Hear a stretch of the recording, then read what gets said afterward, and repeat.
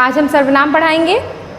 पुरुषवाचक सर्वनाम, निश्चयवाचक सर्वनाम, अनिश्चयवाचक सर्वनाम, संबंधवाचक सर्वनाम और प्रश्नवाचक सर्वनाम, और छठवां है निजवाचक सर्वनाम। पुरुषवाचक सर्वनाम किसे कहते हैं? पुरुषवाचक सर्वनाम उसे कहते हैं जिसमें वक्ता अपने लिए, श्रोता के लिए व किसी अन्य के लिए बात करता है, उसमें पुरुषवाचक सर्वनाम होता है। ठीक है, परिभाषा इसकी परिभाषा है वक्ता अपने लिए, या ऐसे कह सकते हैं जिस सर्वनाम शब्द में, ठीक है, जिस सर्वनाम शब्द में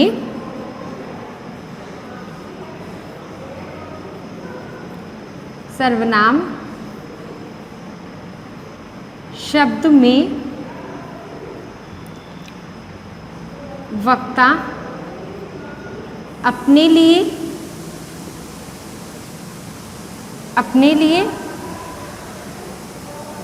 श्रोता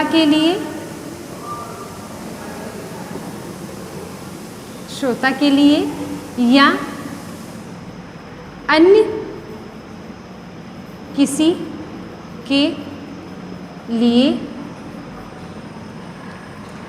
बात करता है या दर्शाया जाता है, उसे क्या कहते हैं? पुरुषवाचक सर्वनाम कहते हैं। उसे पुरुषवाचक सर्वनाम कहते हैं।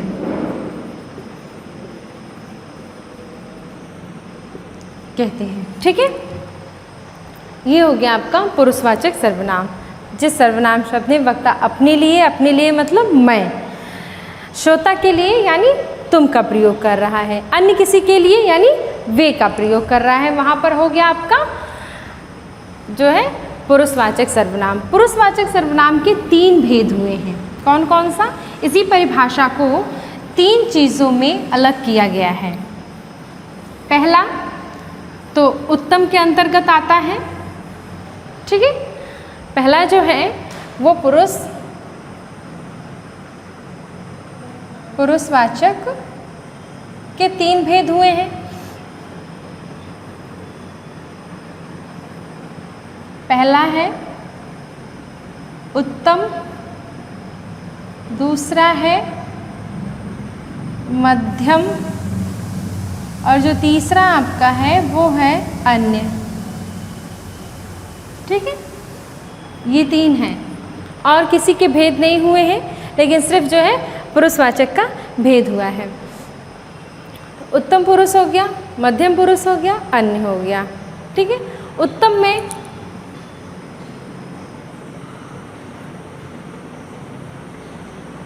वक्ता अपने लिए, ठीक है, मध्यम में श्रोता के लिए,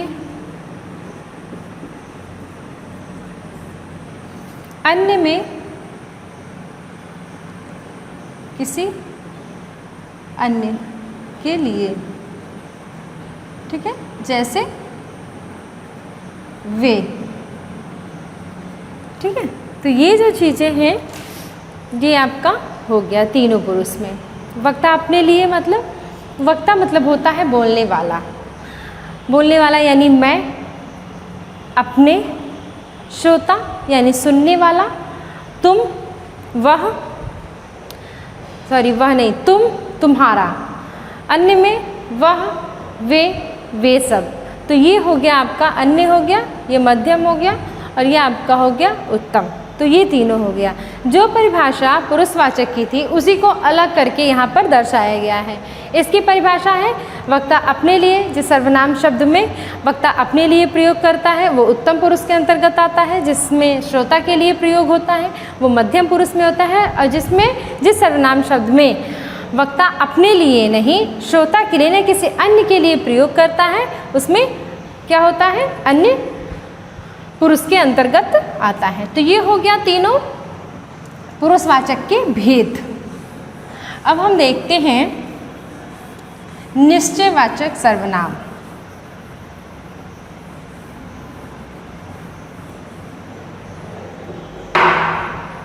निश्चयवाचक सर्वनाम,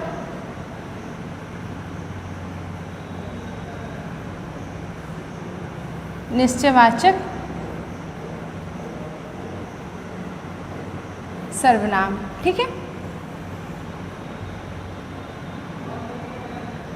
निश्चयवाचक सर्वनाम में जिस संज्ञा शब्द से निश्चय पूर्ण या जिस संज्ञा शब्द में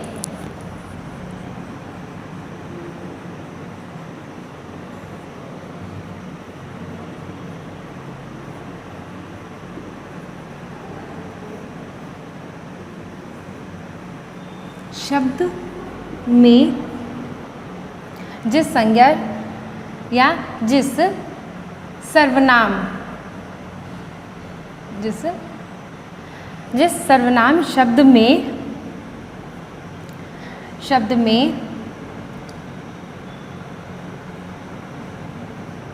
निश्चय पूर्ण व्यक्ति या वस्तु की ओर संकेत किया जाता है उसे निश्चयवाचक सर्वनाम कहते हैं।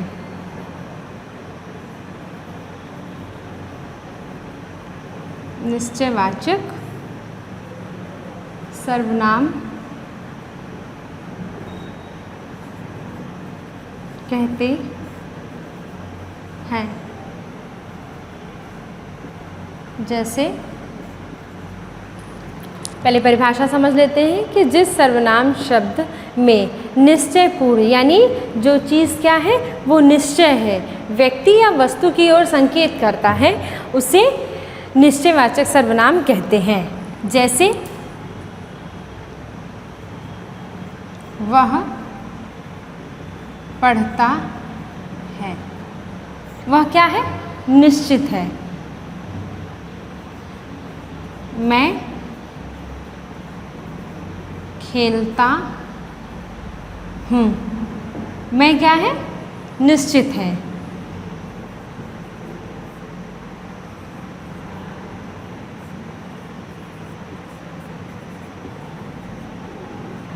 ठीक है, हम खा रहे हैं, ये क्या है, निश्चित है। तो जहाँ पर निश्चित होता है वहाँ पर क्या होता है, निश्चयवाचक सर्वनाम होता है। यानी पढ़ना, खेलना, खाना ये क्या है, किसी के द्वारा क्या हो रहा है, चल रहा है, निश्चय हो रहा है, निश्चित है। तो इसलिए यहाँ पर क्या हो गया, निश्चयवाचक सर्वनाम हो गया। ठीक है, आप इसे लिख लीजिए।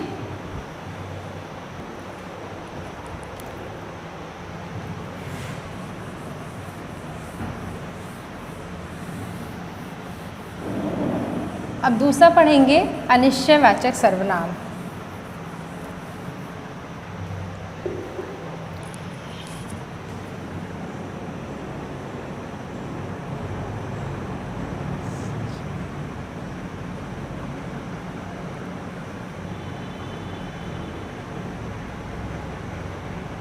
अनिश्चयवाचक सर्वनाम निश्चयवाचक का ठीक उल्टा अनिश्चयवाचक में होता है।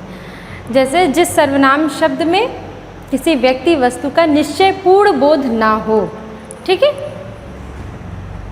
इसकी परिभाषा है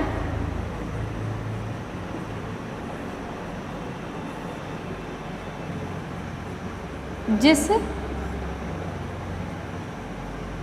सर्वनाम शब्द में किसी व्यक्ति वस्तु का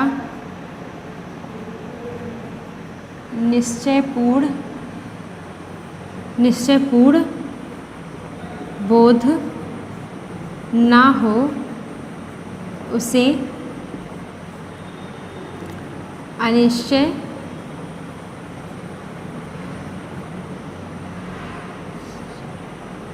वाचक सर्वनाम कहते हैं। ठीक, जिस सर्वनाम शब्द में किसी व्यक्ति वस्तु का निश्चयपूर्ण बोध ना हो। ठीक है, बोध मतलब होता है ज्ञान, ना हो उसे निश्चयवाचक सर्वनाम कहते हैं। जैसे या उदाहरण,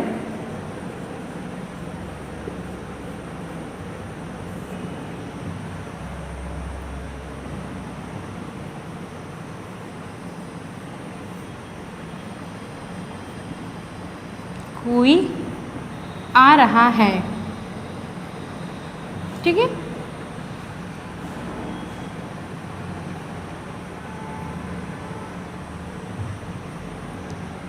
कोई आ रहा है।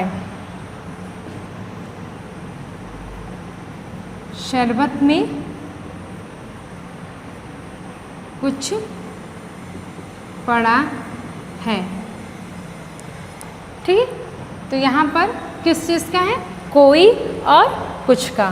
तो ये जो चीज़ें हैं इसमें निश्चयपूर्ण जो है न किसी व्यक्ति की तरफ ना ही किसी वस्तु की तरफ क्या है, ज्ञान हो रहा है।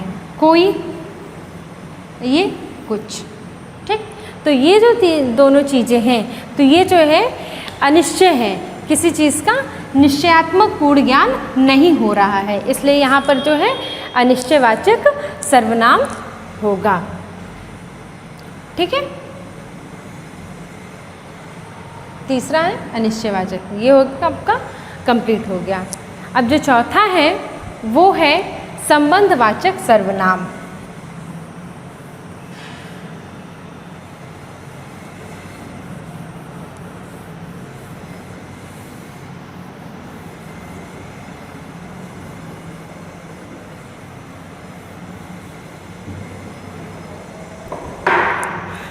संबंधवाचक सर्वनाम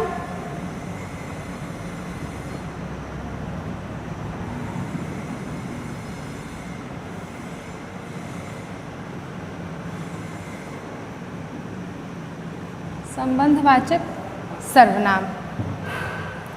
संबंधवाचक सर्वनाम में क्या होता है कि जिस सर्वनाम शब्द से एक व्यक्ति का दूसरे व्यक्ति के साथ संबंध स्थापित किया जाता है वहाँ पर संबंधवाचक सर्वनाम होता है। परिभाषा, जिस सर्वनाम शब्द से एक व्यक्ति का संबंध दूसरे व्यक्ति के साथ होता है या वस्तु का भी हो सकता है,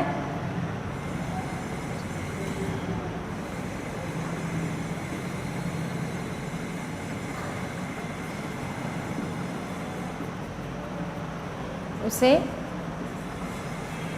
संबंधवाचक सर्वनाम कहते हैं। जिस सर्वनाम शब्द में एक व्यक्ति या वस्तु, ठीक है, एक व्यक्ति या वस्तु का संबंध दूसरे व्यक्ति या वस्तु के साथ होता है वहाँ पर संबंधवाचक सर्वनाम कहलाता है।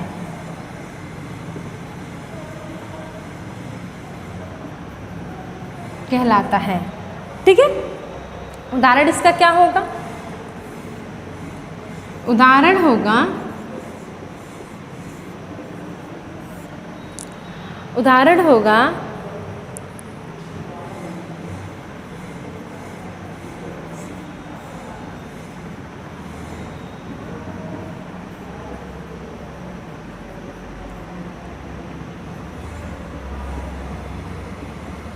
जैसा करोगे वैसा भरोगे। जैसे का संबंध किससे है? वैसा से है। ठीक है, तो इस तरह से ये पहला उदाहरण हो गया। और दूसरा हो गया, जो मन लगाकर पढ़ता है वह जरूर पास होता है। ठीक है, यहाँ संबंध किसका है? जो का वह से। ठीक है, जो मन लगाकर पढ़ता है वह जरूर पास होता है। तो इस तरह से एक व्यक्ति या वस्तु का संबंध जब दूसरे के साथ होता है तब वहाँ पर क्या होता है? संबंधवाचक सर्वनाम होता है। ये हो गया संबंधवाचक सर्वनाम।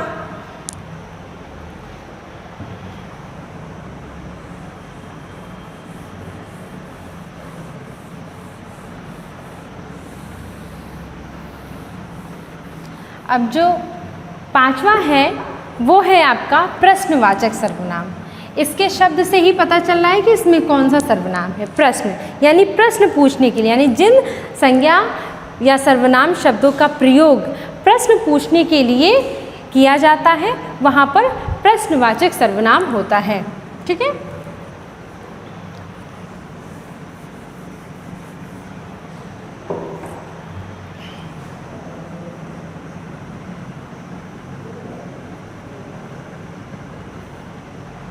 प्रश्नवाचक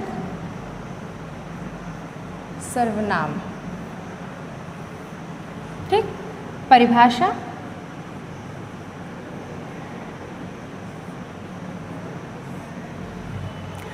जिस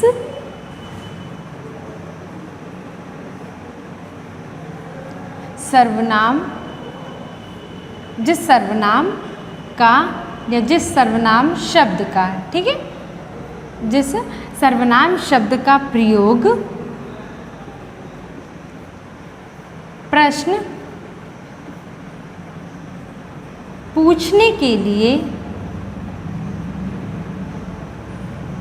होता है उसे प्रश्नवाचक सर्वनाम कहते हैं। ठीक है, जैसे तुम क्या कर रहे हो।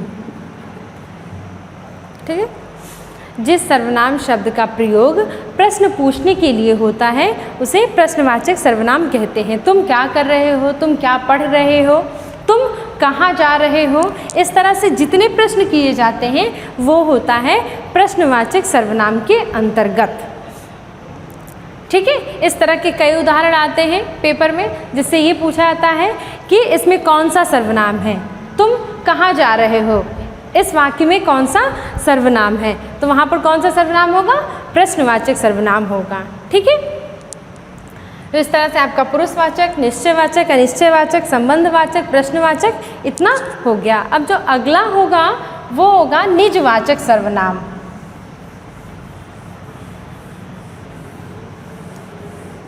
वो है आपका निजवाचक सर्वनाम।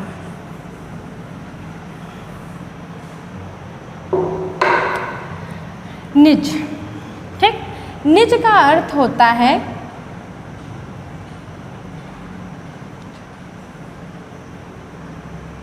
निज का अर्थ होता है निजत्व। कहीं कहीं शब्द आता है निजत्व, निज ना लिखकर दे दिया जाता है निजत्व।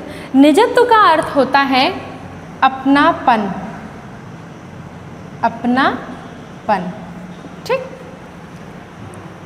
तो जिस सर्वनाम शब्द में निजत्व का बोध होता है वहाँ पर निजवाचक सर्वनाम कहलाता है।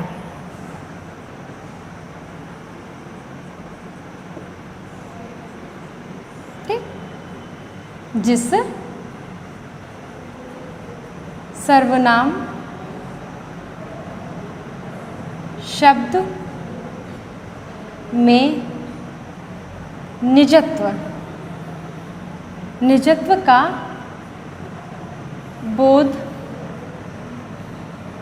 होता है वहाँ निजवाचक या बोध होता है वह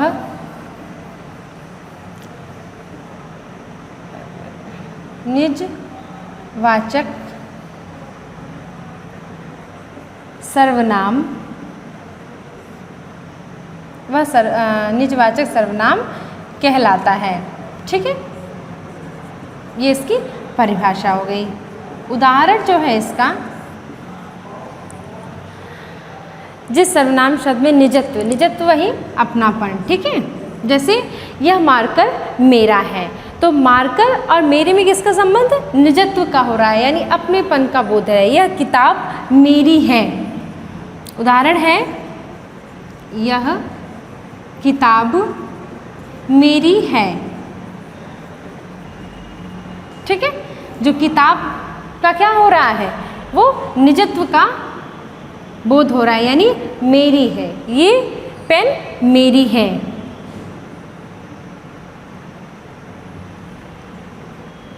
या वह कलम मेरा है। तो जहाँ पर निजत्व का बोध होता है वहाँ पर निजवाचक सर्वनाम कहलाता है। ये हो गया सर्वनाम, पूरा समाप्त हो गया। पुरुषवाचक, निश्चयवाचक, अनिश्चयवाचक, संबंधवाचक, पुरुष प्रश्नवाचक, निजवाचक, इस तरह से ये पूरा सर्वनाम जो आपका है वो क्या हो गया? समाप्त हो गया।